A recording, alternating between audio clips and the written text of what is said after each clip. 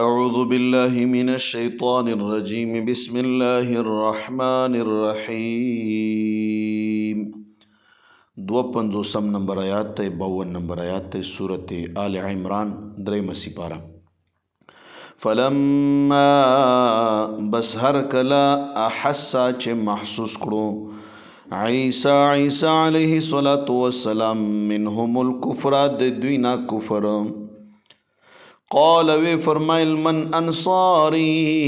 الاللہ سوک دی زما مددگار الاللہ اللہ تبارک و تعالی تا دے اللہ تبارک و تعالی پا دن کے دے ما مددگاران سوک دی قال الحواریون اویل اغا نزدے ملگرو اغا مخلص ملگرو نحن انصار اللہ مونگا مددگاران دی دن دے اللہ تبارک و تعالی یو آمنا باللہ مونگا یقین کرے پا اللہ تعالی باندی وشہد او گواشت بأننا مسلمون بے شک مونگا مسلمانانیو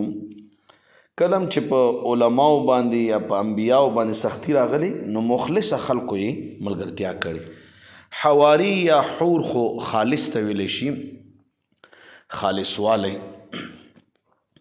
د عیسی علیہ السلام د حواریینو واقعه تفسیر نعیمی را نقل کړې ده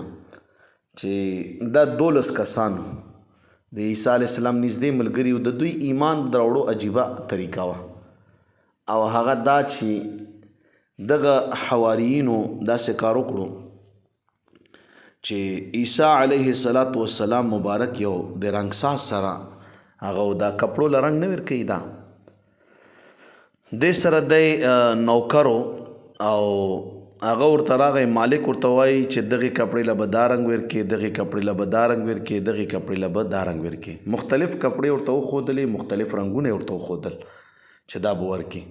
هغه مالک لاړو نو عیسی علیه السلام دا تمامې کپړې راواغستې او که خیال هم کړی دوی خو په هغه کړایۍ کې اور لګولی وي او رنګ ورکوي هغه یوې کړایۍ ته یې ور واچولې هغه ټولې کپړې یو قسم رنګ ته ور واچولې چې کله مالک راغی عیسی علیه السلام ته وایي چې هغه کپړو له دې رنګونه ورکړل چې هغوی نه ټولې مې هم کړایۍ ته اچولي دي نو چې هغې له خو مختلف رنګونه ورکول پکارو تا خو ټول یو رنګ ته اچولي دي عیسی علیه السلام ورته وفرمایي چې هېڅ فکر مه کوه چې کومې کپړې نه ورته ویلي چې دې له تور رنګ ورکړه هغې تور رنګ اخیستی و چې کومې نه ورته ویلي چې دې له زیړ رنګ ورکړه هغې زیړ رنګ اخیستی و چې کومې نه ورته ویلي چې دې له مثال په طور بل رنګ ورکړه کړۍ یوه ده کلر یو دی رنګونه یې جدا جدا اخیستي دي دا معجزه وه د عیسی علیه السلام نو ورسره په دې کار کې تقریبا 12 کسانو نور هم کار کړو داسې غټ هغه وه